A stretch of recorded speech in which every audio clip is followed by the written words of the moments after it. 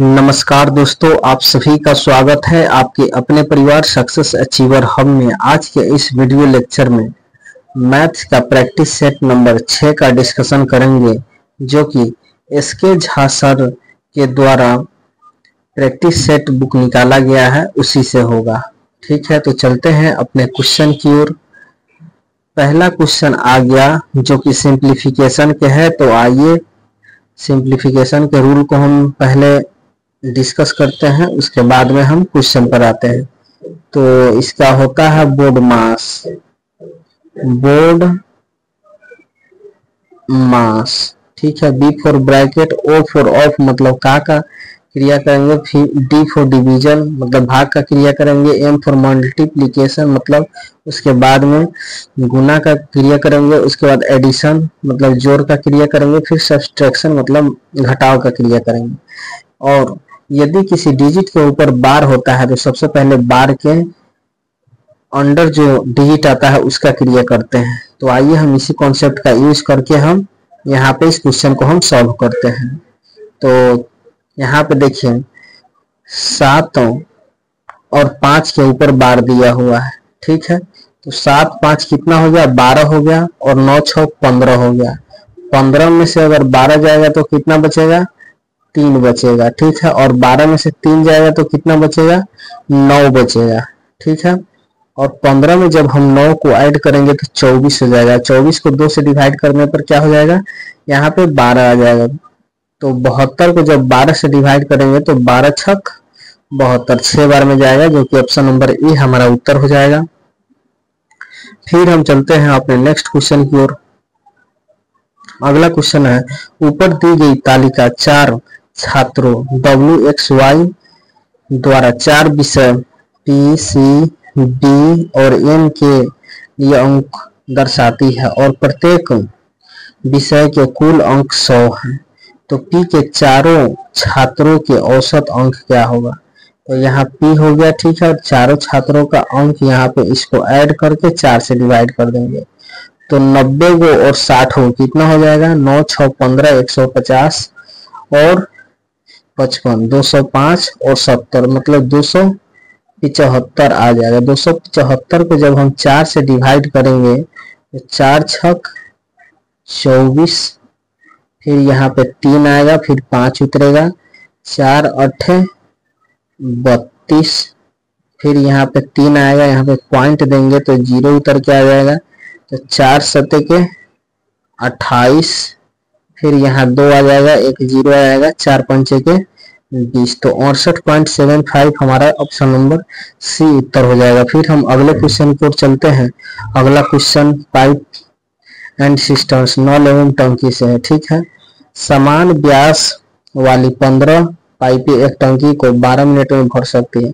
वास्तविक व्यास से 2 गुने व्यास वाले 6 पाइपें समान प्रवाह की गति से इसे कितने समय में भर देगी। ठीक है, तो इसको बनाने से पहले एक कॉन्सेप्ट हम सीखेंगे। यहाँ पे देखिए यह नल हो गया। ठीक है, तो नल का जो टोटी है इससे होकर पानी का फ्लो होता है, मतलब पानी गिरता है। तो इसको अब ध्यान से देखिएगा तो जनरली यह वृत्ताकार होता है। ठीक है, तो इसका क्रॉस सेक्शन एरिया क्या होता है, पाई आर स्क्वायर। ठीक है, तो इसको आप थोड़ा कॉन्सेप्ट है याद रखिएगा। फिर हम चलते हैं इस क्वेश्चन की ओर। तो यहाँ पे दिया है 15 गो पाइप है। ठीक है, 12 मिनट में भर देता है। तो पहले पाइप का जो डायमीटर है मान लेते हैं कितना है, D है। तो D का स्क्वायर हो जाता है। ठीक है, फिर यहाँ पे 6 पाइपें हैं, कितने समय भरेगा। ठीक है, और इसका जो पाइप का जो डायमीटर है वह पहले वाले का 2 गुना है। तो यहाँ 2D का स्क्वायर हो जाएगा। ठीक है, तो यहाँ अगर हम सिंप्लीफाई करना चाहें तो 6 से 2 बार में चल जाएगा। तो यहाँ पे आ जाएगा D स्क्वायर गुने 15 गुने 2 बराबर 30 इज इक्वल टू T गुने 2 दूनी 4 4 डी स्क्वायर। ठीक है, तो यहाँ डी स्क्वायर से डी स्क्वायर कैंसिल आउट हो जाएगा, डी स्क्वायर से डी स्क्वायर कैंसिल आउट हो जाएगा और यहाँ पे टी बराबर बचेगा 30/4 जो कि 7.5 के बराबर आएगा। हमारा उत्तर ऑप्शन नंबर डी हो जाएगा। फिर हम चलते हैं अगले क्वेश्चन की ओर। यह ध्यान से समझिएगा क्वेश्चन का। तो इसमें एक कॉन्सेप्ट होता है एक्सपेंडिचर बराबर प्राइस इनटू कंजम्पशन। यदि जो खर्च को अगर हम कांस्टेंट करेंगे तो प्राइस और कंजम्पशन में रिलेशन होता है इनवर्सली प्रोपोर्शनल का।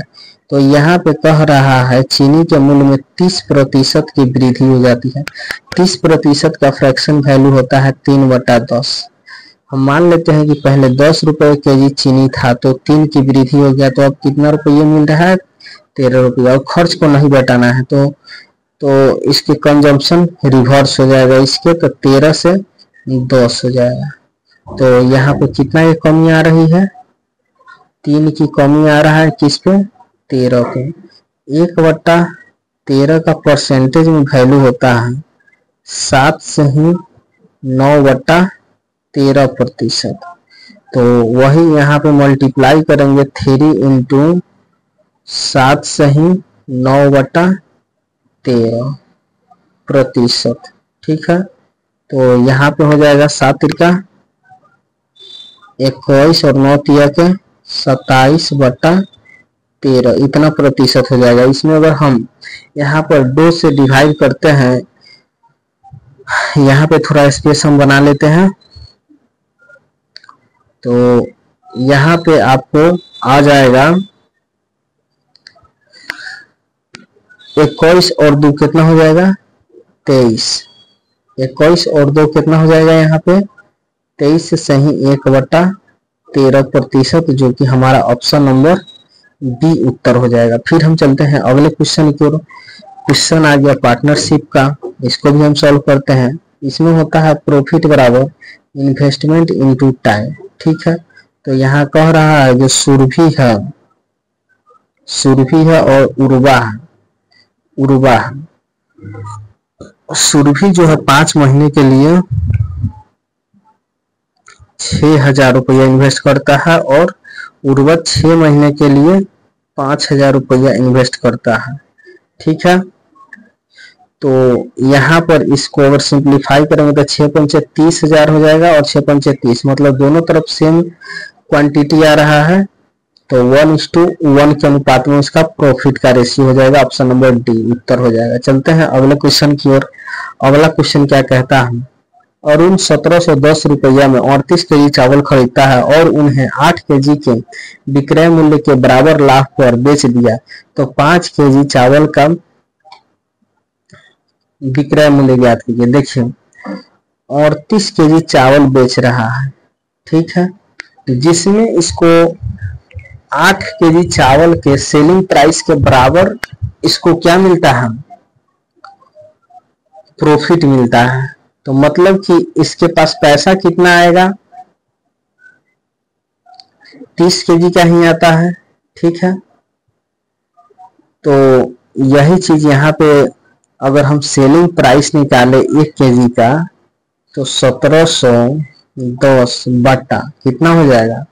8 केजी तो इसका प्रॉफिट है, तो मतलब कितना लग रहा है? तो 30 केजी। तो 30 0 से 0 कैंसिल हो जाएगा, 3 से काटेंगे तो 5 × 15 और 7 × 21, इतना रुपये प्रति केजी हो जाएगा। तो 5 केजी का दाम पूछ रहा है, तो 5 × 57 बराबर इसको मल्टीप्लाई करिएगा तो 285 आ जाएगा, जो कि ऑप्शन नंबर डी हमारा उत्तर हो जाएगा। फिर हम चलते हैं अगले क्वेश्चन की ओर। अगला क्वेश्चन कह रहा है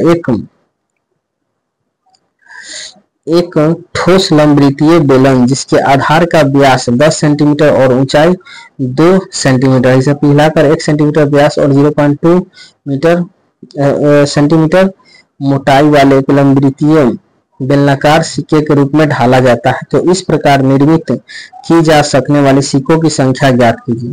ठीक है, तो यहाँ पे आपको याद होगा कि जो बेलन का आयतन होता है, जब भी किसी चीज को पिघलाया जाता है और कोई दूसरा चीज बनाया जाता है या सेम चीज बनाया जाता है, तो इसमें कुछ नहीं किया जाता है, इसमें दोनों का जो आयतन होता है इक्वल हम कर देते हैं। ठीक है, तो उसी प्रकार इसमें आयतन इक्वल कर देंगे। तो बेलन का आयतन क्या होता है, पाई आर स्क्वायर एच होता है। ठीक है, तो आइए इसी का हम यूज करते हैं।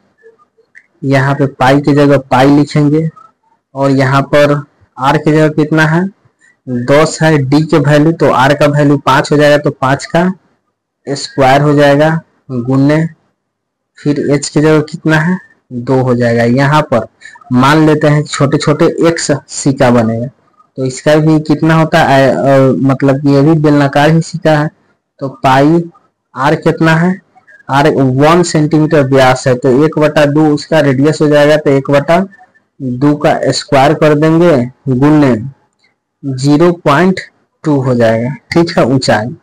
तो इसको अगर हम सिंप्लीफाई करना चाहें तो यहाँ पे क्या आ जाएगा, पाई से पाई कैंसिल हो जाएगा, 5 के स्क्वायर 25 है, 25 दूनी कितना हो जाएगा 50 हो जाएगा, बराबर x गुने 1/2 के स्क्वायर है तो कितना हो जाएगा 1/4 गुने 0.2 है। ठीक है, तो इसको अगर हम पॉइंट हटाते हैं तो नीचे में 10 आएगा और 2 से इसको काट देते हैं तो 2 बार में चल जाएगा। तो इसको अगर फाइनली क्रॉस मल्टीप्लाई करेंगे तो कितना आ जाएगा 50 गुने 20, जिसका वैल्यू आता है 1000। हमारा ऑप्शन नंबर डी उत्तर हो जाएगा। फिर हम चलते हैं दोस्त अगले क्वेश्चन की ओर। क्वेश्चन है, ध्यान में से इसको देखिएगा। एक आयताकार भूखंड की लंबाई उसकी चौड़ाई से 60% अधिक है। यदि आयत की लंबाई और चौड़ाई के बीच 30 सेंटीमीटर का अंतर है तो इसका परिमाप ज्ञात कीजिए। ठीक है, तो यहाँ पे लंबाई हो गया, यहाँ पे चौड़ाई हो गया। तो इसका चौड़ाई जो है कितना है, यहाँ पे अगर मान लेते हैं 5 यूनिट है तो लंबाई 60% अधिक है। 60% का वैल्यू कितना होता है 3/5। तो अगर 5 चौड़ाई है यहाँ पे तो लंबाई कितना हो जाएगा 5 3 8 हो जाएगा। दोनों के बीच का अंतर कितना है 3 है, 3 यूनिट है। इसी 3 का वैल्यू क्वेश्चन में 30 दिया है, तो कितना गुना हो गया 10 गुना हो गया। तो किसी भी आयत का जो परिमिति होता है क्या होता है 2 × L + B होता है। ठीक है, पेरीमीटर बराबर। तो यहाँ पे 2 × L + B कितना हो जाएगा 8 और 5 13 यूनिट, और इसका कितना गुना है 10 गुना है, तो 13 दूनी 26 और 26 दाएं के 260 हमारा उत्तर हो जाएगा, जो कि ऑप्शन नंबर ए में दिया हुआ है। फिर हम चलते हैं अगले क्वेश्चन की ओर। क्वेश्चन नंबर 33 में क्या कहता है, एक शो के टिकट का मूल्य अभिभावकों के लिए 7.5 मतलब 7.5 रुपये है और बच्चों के लिए 3 रुपये है। यदि कुल 952 टिकटों की बिक्री से 5925 रुपए की राशि एकत्रित हो तो बेचे गए बच्चों के टिकटों की संख्या क्या है। तो मान लेते हैं अभिभावक की संख्या कितना है x है, अभिभावक की संख्या यहाँ पे x मान लेते हैं और बच्चों की संख्या हम y मान लेते हैं। ठीक है, तो टोटल कितना हो जाएगा x + y बराबर 952 टिकट हो गया। ठीक है, और राजस्व कितना प्राप्त होता है, एक अभिभावक का टिकट का दाम कितना है 7.5 रुपया, तो 7.5 रुपया × x प्लस बच्चा का कितना है 3, तो 3y बराबर कितना अर्निंग हो रहा है 5925 रुपये।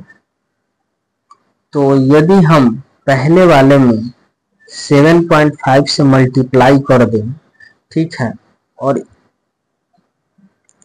7.5 से मल्टीप्लाई कर देते हैं, ठीक है, तो क्या आ जाएगा 7.5x प्लस 7.5y। ठीक है, फिर जब हम इसको कैलकुलेट करेंगे तो कितना के बराबर हो जाएगा 952 में जब हम 15/2 से मल्टीप्लाई करेंगे तो यहाँ पर क्या आएगा, पहले इसको सिंप्लीफाई कर देते हैं, 2 चौको 8, 2 सते 14, 2 छक 12, 15 से इसको सिंप्लीफाई करते हैं, 15 छक 90, हाथ में 9, 15 से 105, 105 को 9 कितना हो गया 14, 14 के 4, हाथ में 11, 15 चौका 60 को 11 को 71 हो गया। ठीक है, तो 71 40 आएगा। अब इसमें से इसको घटा लेते हैं, इसमें से इसको घटा लेते हैं। ठीक है, तो कितना हो जाएगा यहाँ पे 7.5 से 7.5 यहाँ पे कैंसिल हो जाएगा। ठीक है, ये कैंसिल हो जाएगा। फिर अगर हम यहाँ से घटाते हैं तो कितना हो जाएगा 4.5y बराबर 0 में से 5 मतलब 10 में से 5 गया 5, यहाँ बच गया 3, 3 में से 2 गया 1, फिर यहाँ पर 1 बच गया 11, 11 में से 9 जाएगा तो 2, 6 में से 5 गया तो 1 हो जाएगा। ठीक है, तो इसको हम फिर नेक्स्ट पेज पे सॉल्व करते हैं। तो y बराबर क्या आ जाएगा मेरे पास, y बराबर 12 15 बट्टा 4.5। ठीक है, तो जब आप इसको काटेंगे तो यहाँ से 0 हटाएंगे तो यहाँ पे 10 आ जाएगा, 5 से दूनी 10, 5 9 45, 9 से काटते हैं तो 9 एकम 9, और यहाँ पे कितना बच गया आपको 9 एकम 9 3 और 1 9 दिया 27, 27 4 और 9 बचे 45। ठीक है, तो y बराबर आपको आ जाएगा 135 गुने 2 बराबर 270 बच्चों के टिकट बिका है। तो यही हमसे क्वेश्चन में पूछ रहा है। इस प्रकार हमारा उत्तर हो जाएगा ऑप्शन नंबर ए।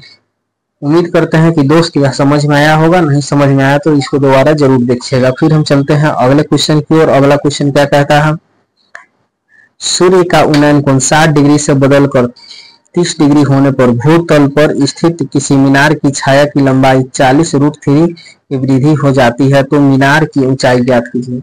यहाँ पर देखिए, यह कोई मीनार हो गया, भूमि के साथ में इसका एंगल कितना है 60 डिग्री का है, लेकिन यह 60 डिग्री से बदल करके कितना हो जाता है यहाँ पे 30 डिग्री हो जाता है। ठीक है, तो यहाँ पे देखिए अगर 60 के सामने का साइड अगर √3 यूनिट होता है तो 30 के सामने 1 होता है।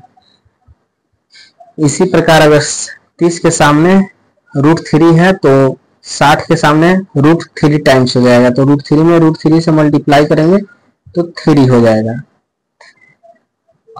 तो यहाँ पे अगर हम इस वाले छाया की लंबाई जो इंक्रीज हुआ है निकालने के लिए, टोटल में से अगर हम इसको घटा लेंगे तो आ जाएगा, तो 3 में से 1 जाएगा तो 2 आ जाएगा। ठीक है, तो 2 यूनिट का वैल्यू क्वेश्चन में दिया है 40√3 दिया है। ठीक है, तो 1 यूनिट का वैल्यू कितना आ जाएगा 20√3।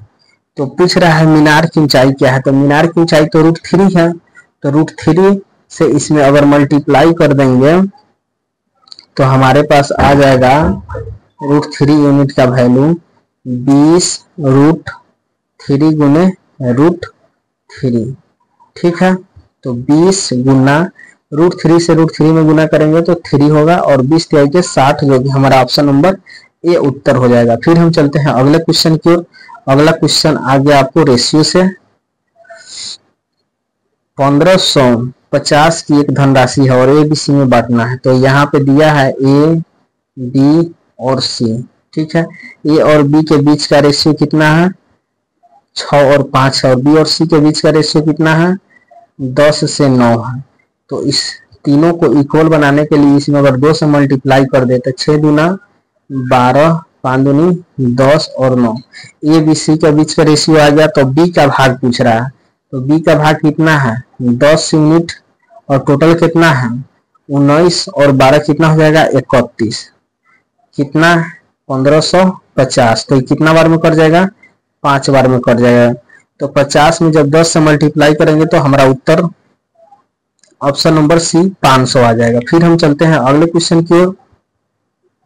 अगला क्वेश्चन क्या कहता है, 50 छात्रों की एक कक्षा में जो औसत भार है 45 kg है, और 2 छात्र चले जाते हैं तो क्लास का जो औसत भार है 150 ग्राम कम हो जाता है।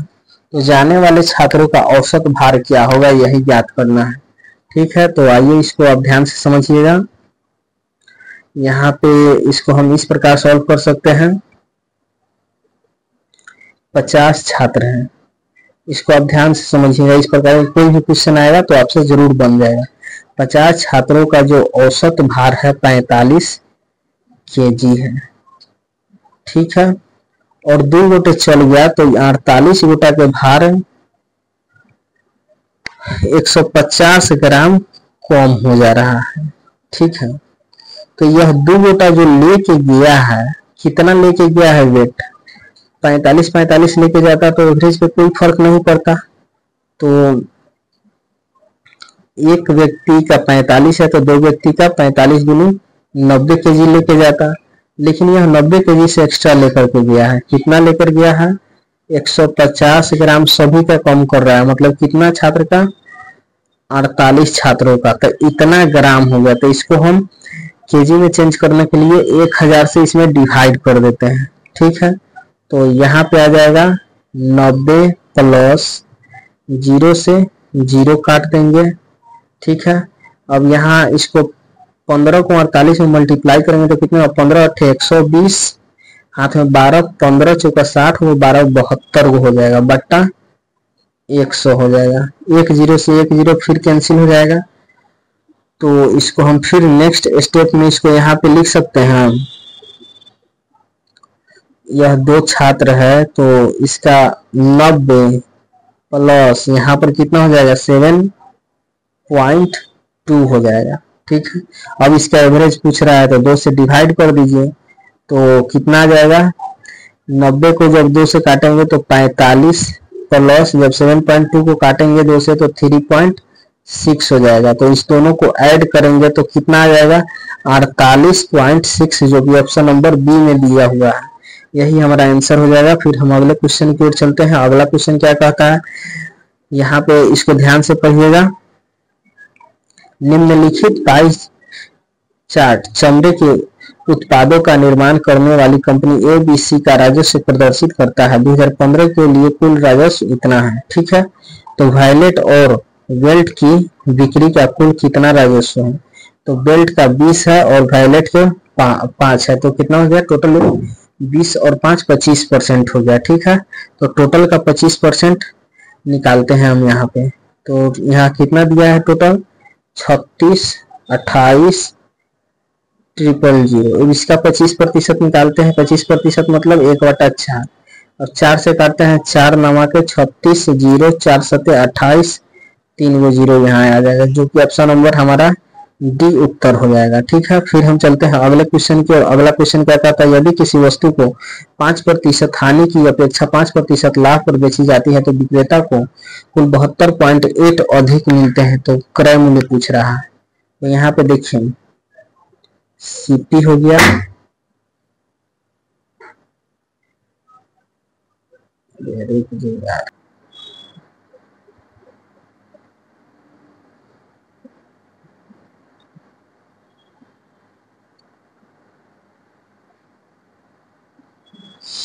क्वेश्चन नंबर 51 को देखते हैं। यह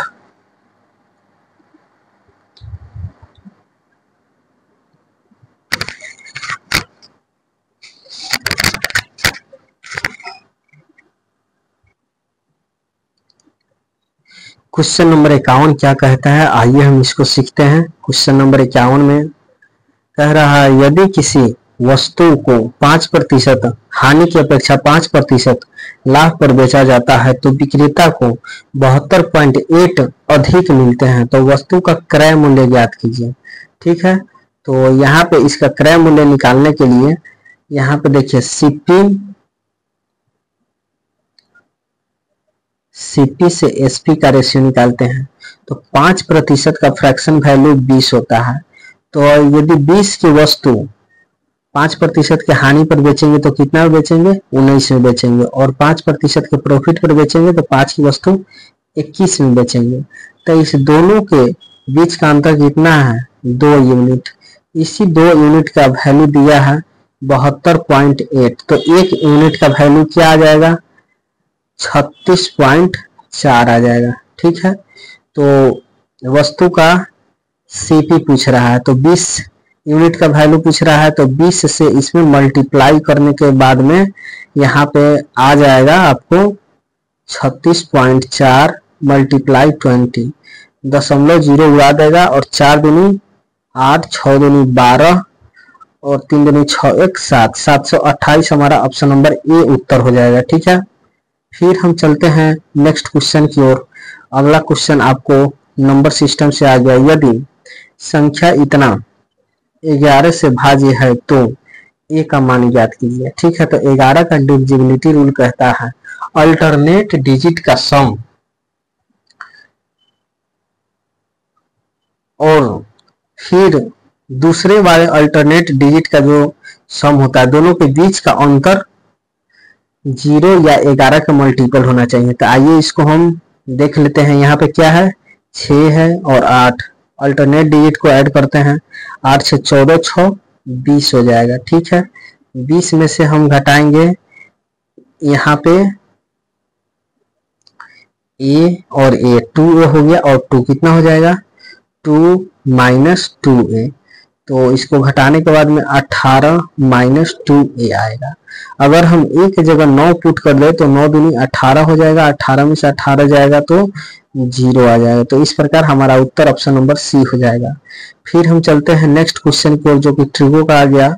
इसको हम सिंप्लीफाई करेंगे कैसे, यहाँ पे दिया है cot a plus cot b बट्टा, यहाँ पे 1/10 दिया है तो इसको हम लिख देंगे 1/cot a प्लस, इसी प्रकार यहाँ पे 1/cot a हो जाएगा। ठीक है, जब यहाँ से आप एलसीएम लीजिएगा तो यह आगे निकल करके आ जाएगा cot a plus cot b बट्टा, एलसीएम आ जाएगा आपको cot a into cot b, cot a से cot a कैंसिल हो जाएगा तो यहाँ पे cot b आ जाएगा प्लस, यहाँ पे cot b से cot b कैंसिल होगा तो यहाँ पे आ जाएगा cot a। तो ये दोनों सेम है तो सेम डिजिट कैंसिल हो जाएगा और यह वाला ऊपर चल जाएगा तो यहाँ पे निकल के आ जाएगा cot a into cot b, हमारा ऑप्शन नंबर बी उत्तर हो जाएगा। फिर हम चलते हैं ऑप्शन को, आइए हम सॉल्व करते हैं। इसको सॉल्व करने से पहले एक फार्मूला का इसमें यूज होने वाला है जिसको हम देख लेते हैं, a प्लस बी का होल क्यूब। ठीक है, तो यहाँ पे होता है a cube plus B cube plus 3 into A B into A plus B. ठीक है, इसी हम फार्मूला का यूज करने वाले हैं इसमें, तो इसको आप नोट डाउन कर लीजिएगा। तो चलते हैं, अब इसको दोनों तरफ अगर क्यूब करेंगे तो यहाँ पर x क्यूब बराबर आ जाएगा फर्स्ट वाले का क्यूब प्लस सेकंड वाला का क्यूब, तो यह ऑलरेडी अंडर क्यूब है तो क्यूब रूट कट जाएगा। ठीक है, तो यहाँ पे बचेगा a plus root under A square plus B cube, फिर प्लस यहाँ पर बचेगा a minus root under A square plus B cube. ठीक है, फिर प्लस 3a इंटू बी, तो दोनों का क्यूब रूट है तो पावर सेम है तो बेस क्या होता है, मल्टीप्लाई हो जाता है। तो बेस में क्या दिया हुआ है, एक फॉर्म दिया हुआ है, इसको आप ऑब्जर्व कीजिएगा, a प्लस बी का प्लस a माइनस बी। ठीक है, जो होता है a square minus B square. तो यहाँ पे हम डायरेक्ट इसको यूज कर लेते हैं, a का स्क्वायर माइनस, अब इसका स्क्वायर करेंगे तो a स्क्वायर और माइनस अंदर जाएगा तो माइनस बी क्यूब हो जाएगा। ठीक है, फिर उसके बाद में a प्लस बी आएगा तो a प्लस बी के जगह हम डायरेक्ट x यहाँ पे रख देते हैं। ठीक है, तो यहाँ पे आप देखिएगा, यहाँ से आप कैंसिल आउट कर सकते हैं, यहाँ से ये कट जाएगा। ठीक है, यहाँ से a कट जाएगा, उसके बाद में आ जाएगा आपके पास एक a बराबर 2a प्लस 3x और यहाँ पर आ जाएगा b क्यूब है तो उसका क्यूब रूट हम यहाँ पे ले लेंगे। ठीक है, तो यहाँ पे इसका अगर क्यूब रूट ले लेते हैं तो b आ जाएगा। ठीक है, तो यहाँ पे हम इसको इस प्रकार लिख सकते हैं, यहाँ थोड़ा हम स्पेस बना लेते हैं तो आइए हम इसको देखते हैं। एक्स क्यूब बराबर 2a प्लस 3b एक्स हो जाएगा। जब इसको इस तरफ ले आएंगे एक्स के साइड में, ठीक है, तो हो जाएगा x cube minus 3bx minus 2a बराबर 0। तो यही दिया हुआ है और राइट हैंड साइड में 0 आएगा।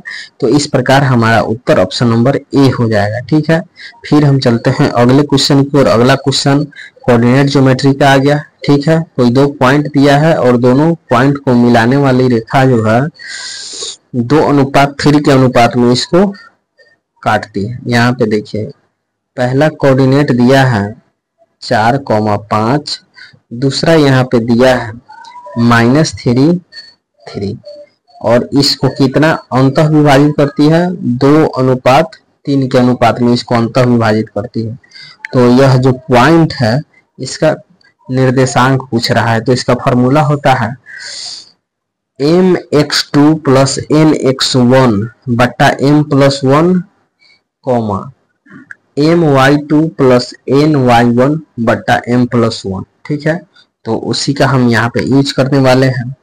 तो m के जगह 2 है, n के जगह पर यहाँ पे 3 दिया है। तो mx2 तो 2 और -3 में मल्टीप्लाई करेंगे तो -6 हो जाएगा, प्लस nx1 तो 4 तिहाई 12 आ जाएगा बट्टा m प्लस 1, 2 और 3 कितना हो जाएगा, 5 हो जाएगा। और फिर यहाँ पे हम यूज करते हैं my2, 3 दूनी 6 हो जाएगा, प्लस यहाँ पे ny2 तो 5 तिहाई 15 बट्टा m प्लस n हो जाएगा। ठीक है, तो 12 में से 6 जाएगा तो 6 बचेगा, 6 बट्टा 5 आ जाएगा यहाँ पे, और यहाँ पे आपको 15 6 21 बट्टा 5 आ जाएगा।